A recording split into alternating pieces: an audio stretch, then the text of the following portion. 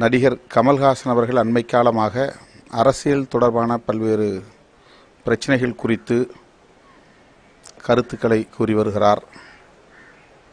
எல்லோரையும் போல் அவருக்கும் அரசியல் தொடர்பாக விமர்சனம் செய்வதற்கு சுதந்திரம் உண்டு, உரிமை உண்டு என்பதை நாம் அறிவோம்.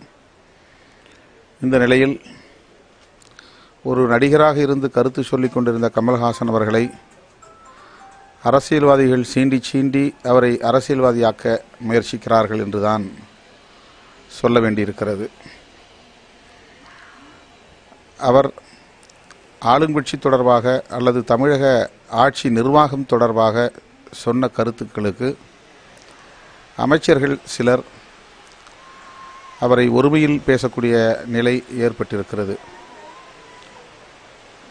அது அவரை அரசியலுக்கு சீண்டி இழுப்பதை போன்ற ஒரு நிலையை உருவாக்கியிருக்கிறது என்று நான் கருதுகிறேன்.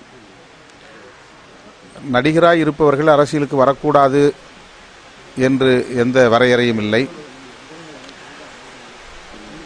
நடிகராய் இருப்பவர்கள் அரசியலுக்கு வருவதற்கு முன்பு அரசியல் பணிகள் ஏதேனும் செய்திருக்க வேண்டும் என்கிற கட்டாயமும் இல்லை.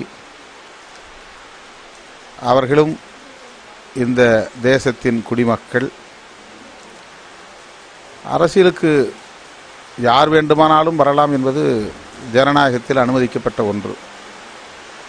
நடிகர் ரஜினிகாந்த் அவர்கள் தொடர்பாக எழுந்த சர்ச்சையின் போதும் விடுதலை சிறுத்தைகளின் சார்பில் அவர் அரசியலுக்கு வந்தால் வரட்டும் என்று நான் சொன்னதைப் போல நடிகர் கமல்ஹாசன் அவர்கள் அரசியலுக்கு வரவேண்டும் என்று விரும்பினால் அதை தடுப்பதற்கு நமக்கு எந்த உரிமையும் இல்லை, வரட்டும்.